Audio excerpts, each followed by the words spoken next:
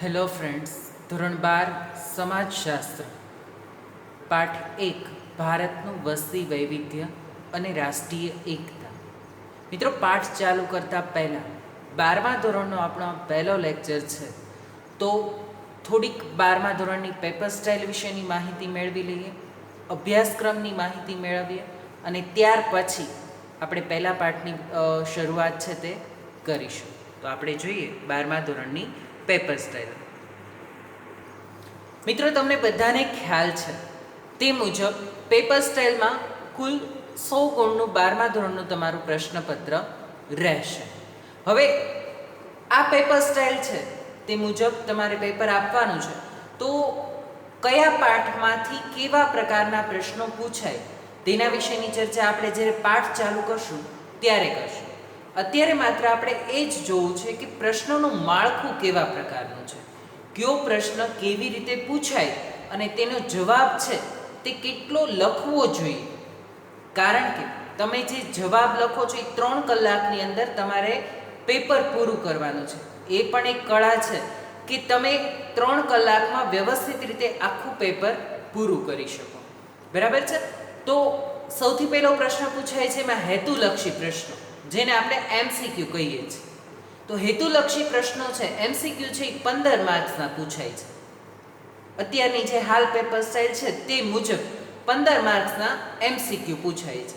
એ MCQ છે એ તમારે solve કરીને બીજો પ્રશ્ન અતિ ટૂંક જવાબી પ્રશ્ન, જે પણ 15 માર્કનો હોય છે, એમાં કોઈ વિકલ્પ હોતા નથી.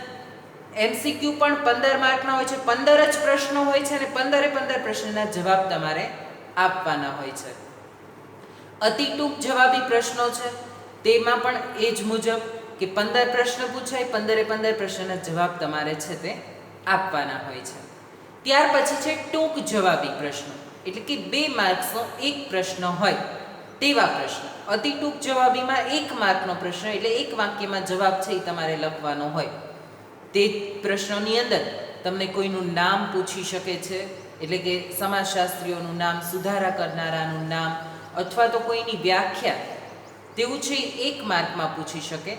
2 માર્કના પ્રશ્નની અંદર વ્યાખ્યાની સાથે સમજૂતી પૂછી શકે, નાનકડો તફાવત પણ પૂછી શકે. બરાબર છે? તો એવા 10 પ્રશ્ન પૂછાય છે. જનરલ વિકલ્પો પણ હોય છે અને આંતરિક વિકલ્પો પણ હોય છે. કોરોનાની પેપર સ્ટાઇલ જો કન્ટિન્યુ રાખે તો જનરલ વિકલ્પો આવશે, 14 પ્રશ્ન હશે, એમાંથી તમારે 10 પ્રશ્નના જવાબ લખવાના થશે. બરાબર છે? પણ જનરલ જૂની પેપર સ્ટાઇલ મુજબ રાખશે તો તમારે આંતરિક વિકલ્પો હશે, એટલે કે 15 દૂને 30, 31મા પ્રશ્નથી છે પ્રશ્ન ચાલુ થતો હોય તો 32ના અથવામાં જ 32મો હોય. ટોટલ 14 પ્રશ્ન હશે, પણ 14માંથી જ 10 લખવા એમ નહીં. 1ના અથવામાં બીજો પ્રશ્ન હશે તે 2 જ પ્રશ્ન વિકલ્પમાં હશે, પછીના પ્રશ્ન અમુક પ્રશ્ન તમારે ફરજિયાત લખવાના થશે. એવા 2 માર્ક્સના 10 પ્રશ્ન, એટલે એના 20 માર્ક તમને મળે. 3 માર્કના પણ 10 પ્રશ્ન પૂછાય છે. બરાબર છે? 3 માર્કના 10 પ્રશ્નો છે તેમાં પણ આંતરિક વિકલ્પ પણ હોઈ શકે અને જનરલ વિકલ્પ પણ હોઈ શકે. ફાઇનલ પેપર સ્ટાઇલ નક્કી થશે ત્યારે આપણે એના વિશેની ચર્ચા કરીશું. અને નિબંધ પ્રકારના પ્રશ્નો 4 પૂછાય છે અને એના માર્ક્સ 20 હોય છે, એટલે 5 માર્કનો એક પ્રશ્ન, કુલ ગુણ 100. બરાબર છે? જેમાંથી તમારે 54 પ્રશ્ન અટેન્ડ કરવાના હોય છે. ટોટલ તમારે પેપરની અંદર 64 પ્રશ્નો હશે. બરાબર છે? જેમાંથી તમારે 54ના જવાબ તમારે લખવાના છે. એ તમારું થશે 100 માર્ક્સનું પેપરનું માળખું. 15 MCQ, 15 1 વાક્યના પ્રશ્નોના જવાબ લખવાના છે, 10 2 માર્કના પ્રશ્નોના જવાબ, 10 3 માર્કના પ્રશ્નોના જવાબ અને 4 5 માર્ક્સના પ્રશ્નના જવાબ. ટોટલ 15 15 20 30 અને 20, એવી રીતે 100 માર્ક્સનું પેપર છે એ તમારું થશે. હવે તમને પ્રશ્ન તરત એ ઊભો થાય કે સર, આ 3 માર્કના 1 માર્કના પ્રશ્ન તો સમજાય છે, જે પૂછ્યું છે એ સીધું લખીને આપી દેવાનું છે. 2 માર્ક્સના પ્રશ્નમાં પણ સમજાય કે ભાઈ 4 થી 5 મુદ્દા છે એ તમે લખો એટલે તમને 2 માર્ક્સ મળી જાય. હવે 3 માર્ક ને 5 માર્કના પ્રશ્નો છે ને એ કોમન પ્રશ્નો છે, એટલે ઘણી વખત એવું બને કે તમે 5 માર્કના પ્રશ્નમાં જે પ્રશ્નનો જવાબ તૈયાર કરેલો છે એ પ્રશ્ન 3 માર્ક્સમાં પૂછાય અને 3 માર્કમાં જવાબ તૈયાર કર્યો છે એ 5 માર્કમાં પૂછાય. બરાબર છે? તો ત્યારે કેટલું લખવું? કારણ કે જો 5 માર્કના પ્રશ્ન મુજબ તમે 3 માર્કના પ્રશ્નના જવાબ લખવા જાઓ તો 10 પ્રશ્ન હોય અને 10 પ્રશ્નમાં તમે એટલા બધા મુદ્દા લખીને જવાબ લખો તો તમારો સમય બગડે અને છેલ્લે સેક્શન ઈ છે એ તમારે અટેન્ડ કરવાનો જ રહી જાય. એવું પણ બને કે 4 પ્રશ્નમાંથી તમે એકેય પ્રશ્ન ન લખી શકો. ઘણી વખત તમે ઝડપ કરો તો 4માંથી 1-2 લખી શકો, બાકીના રહી જાય અને તમારી 3 કલાક પૂરી થઈ જાય. એટલે ખાસ ધ્યાન રાખવાનું, ટાઈમનું મેનેજમેન્ટ તમારે કરવાનું છે. પહેલાં MCQ સોલ્વ કરી નાખવાના છે, જે બાકી રહી જાય એની જગ્યા છોડીને તરત આગળ વધી જવાનું છે. 2 માર્કના પ્રશ્નના જવાબ તમે લખી નાખો. 1 માર્કના લખ્યા પછી 2 માર્કના પ્રશ્નના જવાબ લખ્યા, એ પ્રશ્નનો જવાબ લખાય છે. પછી 3 માર્ક્સના પ્રશ્નમાં જે પ્રકારે પ્રશ્ન પૂછેલો છે તે મુજબ જ એનો જવાબ લખવાનો છે. તમે 5 માર્ક માટે તૈયાર કર્યો છે પણ અહીંયા મુખ્ય મુદ્દા જ લખવાના છે. 3 માર્ક્સના પ્રશ્નમાં 8 થી 9 મુદ્દા તમે લખો એટલે તમને 3 માર્ક્સ મળે. આગળ આપણે જ્યારે પ્રશ્નો ભણશું ત્યારે હું તમને સમજાવીશ કે 3 માર્ક્સના પ્રશ્નોમાં આટલી ડિટેલ તમારે લખવાની છે. આમાંથી મુખ્ય મુદ્દા 5 માર્કમાં તમે તૈયાર કર્યા છે પણ 3 માર્કમાં ક્યાં લેવા ને ક્યાં ન લેવા એ પણ તમને નક્કી કરતા આવડી જશે. બીજું, સમાજશાસ્ત્ર વિષય છે તેમાં માત્ર 10 પાઠ છે, બરાબર ને? 12મા ધોરણમાં 10 જ પાઠ છે અને અત્યંત નાનો અભ્યાસક્રમ છે. તમે જેટલું પાકું કરશો એ બધું જ પેપરમાં પૂછાવાનું છે, બરાબર છે? એટલે સરસ તમે સ્કોર સારામાં સારા માર્ક્સ આમાં કરી શકશો. અન્ય વિષયોના અભ્યાસક્રમ જે લાંબા છે એના કરતાં સમાજશાસ્ત્ર ટૂંકું છે પણ એને ઇઝીલી નથી લઈ લેવાનું. ટૂંકું છે, ઓછો અભ્યાસક્રમ છે તો એને પરફેક્ટ કરી નાખવાનો છે કે આ તો સાવ નાનું એવું છે, આટલું જ મારે વાંચવાનું છે, લિમિટેડ સિલેબસ તમને આપેલો છે તો એ બધું જ પરફેક્ટ વ્યવસ્થિત રીતે વાંચીને તૈયાર કરી નાખવાનું છે. આપણે સાથે સાથે સમજતા પણ જશું. નિબંધ પ્રકારના પ્રશ્નો છે તે પ્રશ્ન ખૂબ જ મોટા પ્રશ્નો છે. આ પ્રશ્નોના જવાબ તમારે વ્યવસ્થિત રીતે લખવાના છે. નિબંધ પ્રકારના પ્રશ્નોમાં પ્રસ્તાવનાથી માંડીને તમને જે વિષય વસ્તુ પૂછેલું છે તે લખીને પછી ઉપસંહાર સુધી મુદ્દાસર તમે આદર્શ પ્રશ્નપત્ર છે એ તમને લખતા શીખવાડવામાં આવશે.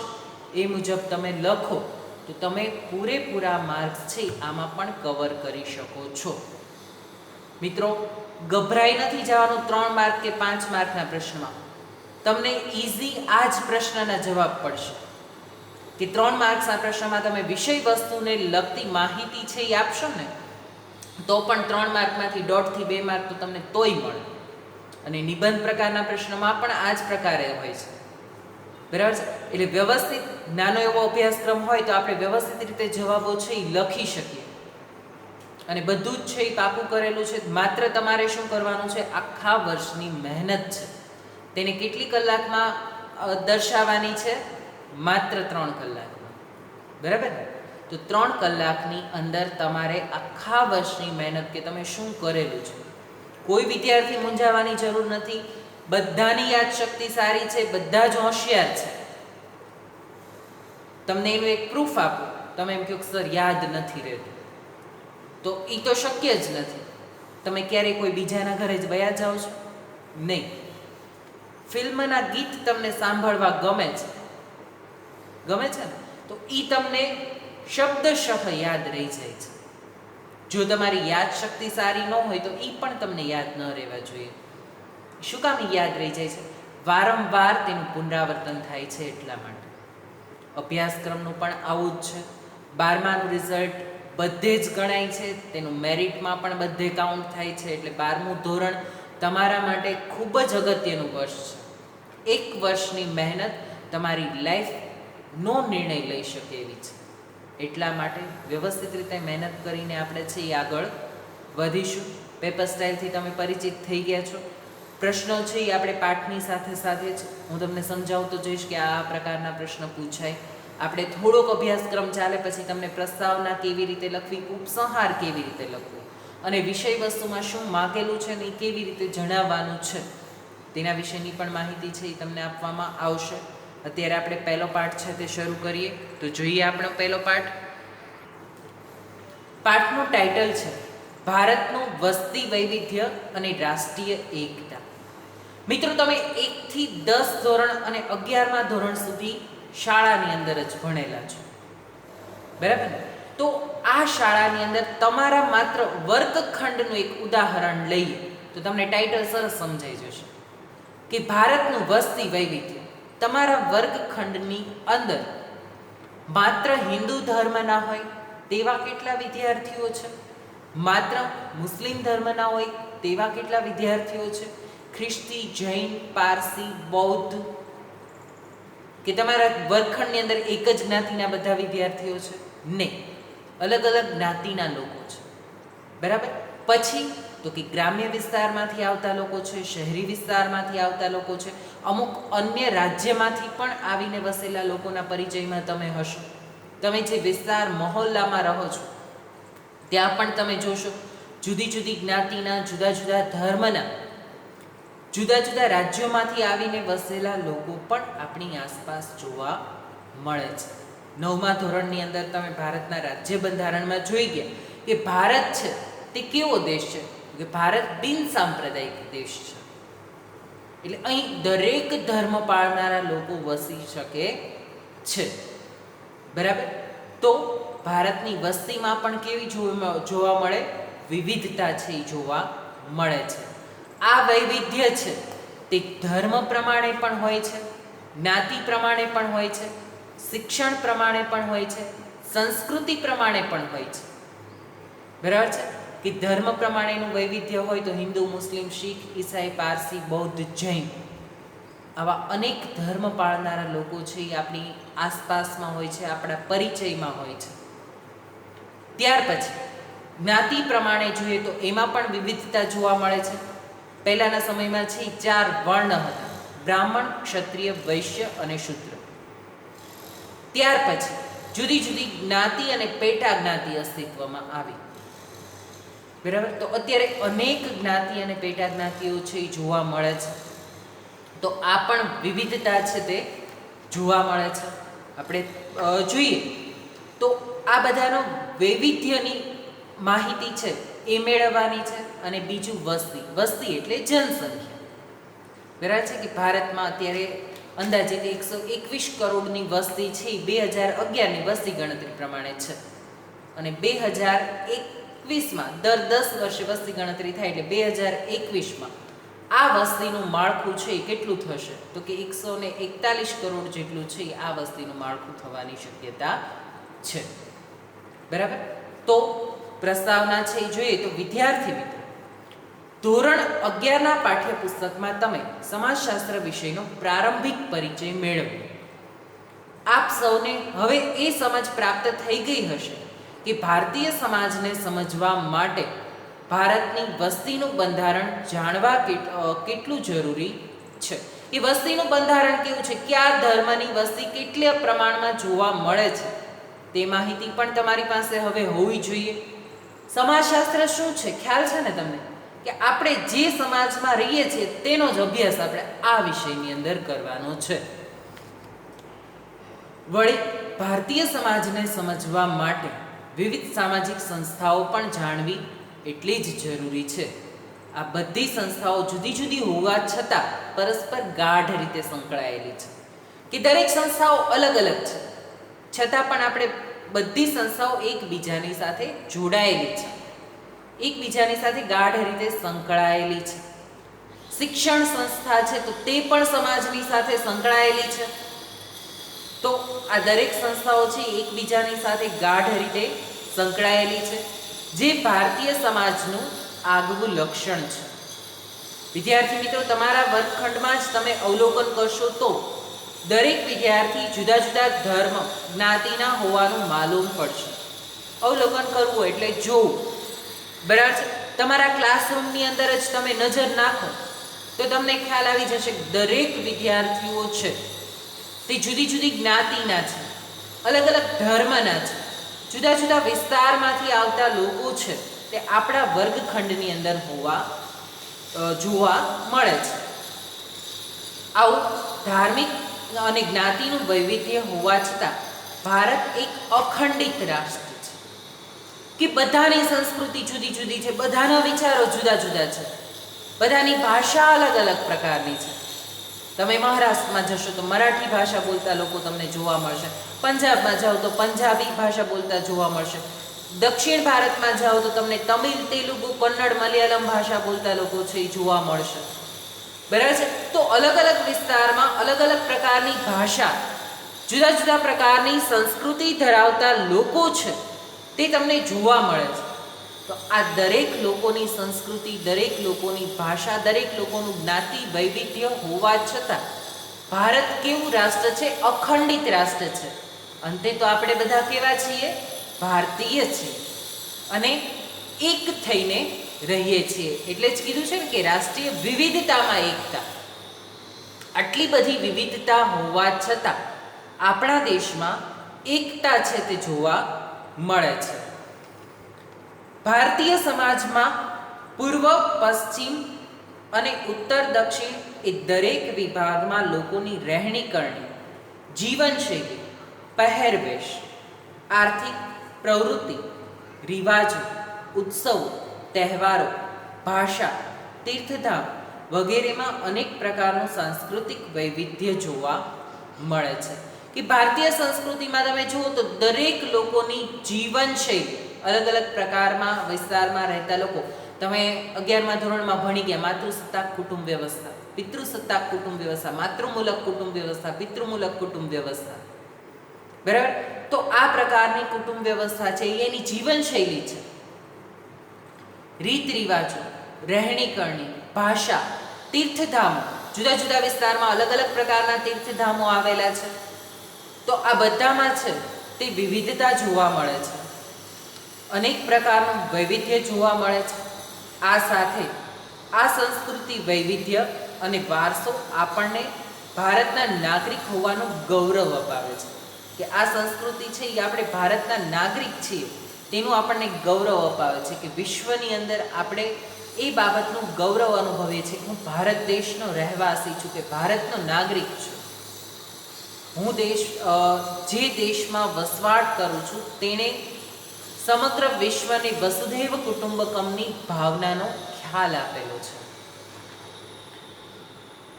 ગૌરવ અપાવે છે. આપણે આ બધી બાબતોનો આ પ્રકરણની અંદર સમજવાનો પ્રયત્ન છે તે કરીશું. અહીંયા એક નાનકડી એવી પ્રસ્તાવના છે એ પણ બનાવેલી છે કે ભારતીય સમાજને સમજવા માટે ભારતની વસ્તીનું બંધારણ સમજવું જરૂરી છે. જો હવે તમને 3 માર્ક્સ કે 5 માર્કના પ્રશ્નમાં તમારે પ્રસ્તાવના લખવાની છે ને વસ્તી વિશે કંઈ પૂછવામાં આવે છે તો તમે પ્રસ્તાવના કેવી રીતે લખો? તો આજ મુજબ તમે નાનકડી એવી પ્રસ્તાવના છે એ લખી શકો કે વસ્તી વિશેનો પ્રશ્ન છે તો વસ્તી વિષયક આપણે છે એ પ્રસ્તાવનામાં લખી શકીએ કે ભારતીય સમાજને સમજવા માટે વસ્તીનું બંધારણ સમજવું જરૂરી છે, તેમજ વિવિધ સામાજિક સંસ્થાઓને પણ જાણવી એટલી જ જરૂરી છે. હવે સામાજિક સંસ્થા વિશે પૂછાય તો આ જ પ્રસ્તાવના છે એ તમે લાગુ કરી શકો છો. આ બધી સંસ્થાઓ અલગ અલગ હોવા છતાં પરસ્પર ગાઢ રીતે સંકળાયેલી છે. દરેક સંસ્થા, જો ધાર્મિક સંસ્થાઓ છે, શૈક્ષણિક સંસ્થાઓ છે, લગ્ન સંસ્થા છે, આ બધી સંસ્થા અલગ અલગ છે પણ છતાં એકબીજાની સાથે ગાઢ રીતે સંકળાયેલી છે. તમને શિક્ષણની અંદર ધાર્મિક બાબતોનું શિક્ષણ પણ આપવામાં આવે છે. બરાબર છે. કયા ધર્મની વસ્તી કેટલી છે, કયા ધર્મના કયા પવિત્ર સ્થળો છે, કયા સ્થળનું શું મહત્વ છે, બધું તમે ભણ્યા. બરાબર. તો આ બધું છે એ તમને ખ્યાલ અપાવે છે કે એક સંસ્થા છે એ બીજી સંસ્થાની સાથે ગાઢ રીતે સંકળાયેલી છે. અને ભારત એક અખંડિત રાષ્ટ્ર છે. ભારતમાં પૂર્વ, પશ્ચિમ અને ઉત્તર, દક્ષિણ એ દરેક વિભાગમાં વિવિધતા જોવા મળે છે. હવે પૂર્વથી લઈને પશ્ચિમ સુધી અને ઉત્તરથી લઈને દક્ષિણ સુધી જાઓ તો દરેક વિભાગમાં વિવિધતા છે એ જોવા મળે છે અને સાથે સાથે જ એકતાના પણ દર્શન થાય છે. કે આપણે એ વિભાગમાં જઈએ છીએ તોય આપણે ગુજરાતી મટીને ભારતીય બની જઈએ છીએ. બરાબર છે. વિદેશમાં તમને કોઈ ભારતીયને માત્ર તમે જોશો ને તો પણ તમને આનંદ થશે. એ શું દર્શાવે છે કે શેની અનુભૂતિ કરાવે છે? આપણી રાષ્ટ્રીય એકતાની અનુભૂતિ છે એ કરાવે છે. એટલા માટે જ કે બધા લોકો છે આવી અલગ અલગ સંસ્કૃતિ, ભાષા, ધર્મ ધરાવતા હોવા છતાં એક થઈને દેશની અંદર વસવાટ કરે છે. દરેક સમસ્યાઓનો સામનો કરવા માટે પણ દરેક લોકો છે તે પરસ્પર એકબીજાની સાથે સંકળાઈને હળી મળીને રહે છે. હવે આપણે જોવો છે વસ્તીનો અર્થ. સમાજના સાતત્યને માટે માનવ વસ્તી જરૂરી છે. સમાજમાં વ્યક્તિઓની સંખ્યા એટલે જનસંખ્યાને માનવ વસ્તી કહે છે. બરાબર છે. આ માનવ વસ્તીની વ્યાખ્યા છે ઇન્વર્ટેડ કોમામાં જે લખેલી છે તે. બરાબર છે કે સમાજમાં વ્યક્તિઓની સંખ્યા એટલે કે જનસંખ્યા, માણસોની સંખ્યા સામાન્ય ભાષામાં કેવું હોય છે. બરાબર છે. તેને શું કહેવામાં આવે છે કે માનવ વસ્તી. લોકોની સંખ્યા છે એ લોકોની વસ્તી છે. વસ્તીની જાળવણી એ સમાજની પ્રાથમિક જરૂરિયાત છે. કારણ કે આપણે જે કંઈ કરીએ છીએ એ શેના માટે કરીએ છીએ? વસ્તી માટે કરીએ છીએ. આપણે જ્યાં વસવાટ કરીએ છીએ તેના માટે કરીએ છીએ. તો આ વસ્તીની જાળવણી કરવી તે પણ એક પ્રાથમિક જરૂરિયાત છે કે કોઈ પણ પ્રકારનો રોગચાળો ફેલાયેલો હોય, કુદરતી આપત્તિઓ આવેલી હોય, બરાબર છે. આવા સમયે વસ્તીની જાળવણી કરવા માટે પણ આપણે અનેક પ્રકારના પ્રયત્નો છે એ કરતા હોઈએ છીએ અને વસ્તીને જાળવી રાખવા માટેના પ્રયાસ છે તે કરતા હોઈએ છીએ. એની જરૂરિયાતોને પૂરી કરવાનું ખ્યાલ રાખતા હોઈએ છીએ. વસ્તી પર અસર કરતા પરિબળો, કયા કયા પરિબળો વસ્તી ઉપર, વસ્તીમાં વધારો કે ઘટાડો કરવા માટે કયા કયા પરિબળો અસર કરે છે? તમે ધોરણ 9 થી અત્યાર સુધી આ પરિબળોને ભણો છો. આમ તો 8મા ધોરણમાં પણ આવે છે. જન્મ, મૃત્યુ અને સ્થળાંતર. વસ્તીને સમજવા માટે વસ્તીનું માળખું જાણવું જરૂરી છે. વસ્તી પર અસર કરતા પરિબળો તમને 1 માર્કના પ્રશ્નમાં પૂછાઈ શકે કે વસ્તી પર કયા કયા પરિબળો અસર કરે છે. તો 1 માર્કનો પ્રશ્ન તમારે અહીંયા તૈયાર થાય છે કે વસ્તી પર જન્મ, મૃત્યુ અને સ્થળાંતર આ 3 પરિબળો અસર કરે છે. આપણે સમજીએ કે આ 3 પરિબળો વસ્તીને કેવી રીતે અસર કરે છે. તો જન્મદર વધે. જન્મદર એટલે શું? દર 1000ની સંખ્યાએ જન્મતા અને જીવિત રહેતા બાળકોની સંખ્યા. આ જન્મદર વધે એટલે વસ્તીમાં શું થાય? વધારો થાય. મૃત્યુ. મૃત્યુદર વધે એટલે દર 1000ની વસ્તીએ મૃત્યુ પામતા લોકોની સંખ્યાને મૃત્યુદર આપણે કહીએ છીએ. તો મૃત્યુદર વધે તો શું થાય? વસ્તીમાં ઘટાડો થાય. સ્થળાંતર. સ્થળાંતર 2 પ્રકારના છે. એક સ્થળાંતર છે આંતરિક સ્થળાંતર અને બીજું સ્થળાંતર છે આંતરરાષ્ટ્રીય સ્થળાંતર. હવે આંતરિક સ્થળાંતરથી દેશની વસ્તીમાં કોઈ ફેરફાર થતો નથી. દાખલા તરીકે તમે ગુજરાતમાં વસવાટ કરો છો અને મહારાષ્ટ્રમાં વસવાટ કરવા માટે જાઓ કાયમ માટે. બરાબર છે. સ્થળાંતર એટલે કાયમી સ્થળાંતર હોય. અહીંયા પરિવહન નહીં. પરિવહન એટલે તમે થોડાક સમય માટે ગયા હોય ને જઈને આવતા રહ્યો એ પરિવહન કહેવાય. તમારી વસ્તી અહીંયા જ ગણાય. પણ કાયમ માટે તમે કોઈ સ્થળે વસવાટ કરવા માટે જાઓ એટલે શું થાય? વસ્તીમાં ફેરફાર થાય. તો ગુજરાતમાંથી તમે મહારાષ્ટ્રમાં વસવાટ કરવા જાઓ તો ભારતની વસ્તી છે એમાં કોઈ વધારો ઘટાડો થશે? નહીં થાય. હા, રાજ્યની વસ્તીમાં ઘટાડો અને વધારો થશે. ગુજરાતની વસ્તીમાં ઘટાડો થશે, મહારાષ્ટ્રની વસ્તીમાં વધારો થશે. પણ રાષ્ટ્રની વસ્તીમાં વધારો કે ઘટાડો થતો નથી. અને અંતે તો આપણે ભારતીય જ છીએ એટલે એ પરિબળ છે વસ્તીને, સમગ્ર વસ્તીને અસર કરતું નથી. પણ કયું સ્થળાંતર સમગ્ર વસ્તીને અસર કરે છે? આંતરરાષ્ટ્રીય સ્થળાંતર. તમે અહીંથી સ્થળાંતર કરીને અમેરિકા, કેનેડા, લંડન જાઓ તો અહીંની વસ્તીમાં શું થાય? ઘટાડો થાય, ત્યાંની વસ્તીમાં વધારો થાય. એ જ રીતે અન્ય રાષ્ટ્રમાંથી લોકો છે એ કાયમી માટે સ્થળાંતર કરીને ભારતમાં આવીને વસવાટ કરે તો શું થાય? ભારતની વસ્તીમાં વધારો થાય. તો સમજાણા? વસ્તીને અસર કરતા પરિબળો જન્મ, મૃત્યુ અને સ્થળાંતર. આ 3 પરિબળો વસ્તીને અસર કરે છે. વસ્તીને સમજવા માટે વસ્તીનું માળખું, હવે આ પરિબળોથી તો તમે પરિચિત છો. હવે વસ્તીનું માળખું છે તે આપણે જોવું છે કે વસ્તીના માળખાની અંદર વસ્તીમાં વૈવિધ્ય, ત્યાર પછી ધાર્મિક વૈવિધ્ય, ત્યાર પછી સ્ત્રી પુરુષનું વૈવિધ્ય, સાંસ્કૃતિક વૈવિધ્ય, આ દરેક વૈવિધ્ય છે તે વસ્તીના માળખાને અસર કરે છે. તેના વિશેની ચર્ચા છે એ આપણે હવે પછીના લેક્ચરની અંદર કરીશું. આજનો લેક્ચર છે એ આપણે અહીંયા સુધી રાખીએ છીએ. હવે ભણવાની સિસ્ટમ આપણી કેવી રીતની રહેશે તેના વિશેની પણ એક ચર્ચા છે એ આપણે કરી લઈએ. તો તમે જે કંઈ ભણો છો ને એનું તમારે 3 વખત રિવિઝન સ્કૂલમાં જ થશે. એક, જ્યારે આપણે પાઠ ભણીએ છીએ ત્યારે, બરાબર છે. બીજું, હવે આપણે આજે છે એ વસ્તીનો અર્થ સુધી ભણી, આવતીકાલે આપણે વસ્તીના વૈવિધ્ય તરફ જવું છે. તો ત્યારે આપણે શું કરશું? આગળનું ભણેલા છીએ તેનું પુનરાવર્તન કરશું અને પછી વસ્તીનું વૈવિધ્ય જોશું. એટલે શબ્દશઃ નહીં પણ ટૂંકમાં એનું પુનરાવર્તન કરીને વસ્તીના વૈવિધ્ય તરફ જઈએ એટલે આગળનું તમને યાદ આવી જશે. અને ત્રીજું, આપણે જ્યારે લેક્ચર કમ્પ્લીટ કરીએ ત્યારે તે દિવસના લેક્ચરની અંદર આપણે શું ભણ્યા તેને એકવાર યાદ કરી લેશું. એ 3 વાર તો તમારે અહીંયા લેક્ચરમાં જ રિવિઝન થશે. એકવાર તમારે ઘરે જઈને વાંચશો એટલે તમને બધું યાદ રહી જશે. એટલે પછી તમારે માત્ર શું કરવાનું છે? ઘરે જઈને એકવાર શાંતિથી વાંચવાનું છે. કોઈ પણ વિદ્યાર્થીને કંઈ પણ ન સમજાય, કોઈ મુદ્દો ન સમજાય તો શું કરવાનું છે? નોટ ડાઉન કરતું જવાનું છે કે સર આ વસ્તુ આને કેવી રીતે અસર કરે છે એ હજી મને બરાબર સમજાતું નથી. લેક્ચર જોઈ લેવાનો છે, ન સમજાય તો ફરીવાર લેક્ચર જોઈને પણ તમે કરી શકો છો. પછી નોટ ડાઉન કરતા જવાનું છે. તમે શાળાએ આવો અથવા તો તમને ફોન કરીને પૂછવાની પરમિશન મળે તો ત્યારે તમે પૂછી શકો છો કે ભાઈ આ મુદ્દો છે એ મને બરાબર સમજાણો નથી અથવા તો આ શબ્દ છે એ મને સમજાતો નથી. બરાબર છે. એટલે એ પ્રશ્નના જવાબો છે એ તમને મળી જાય અને એક સાથે તમારે છે એ લખતું જવાનું છે. બીજું, તમે યાદ રાખવા માટે અથવા તો પુનરાવર્તન કરવા માટે એવું પણ કરી શકો કે એક નાની ડાયરી બનાવો.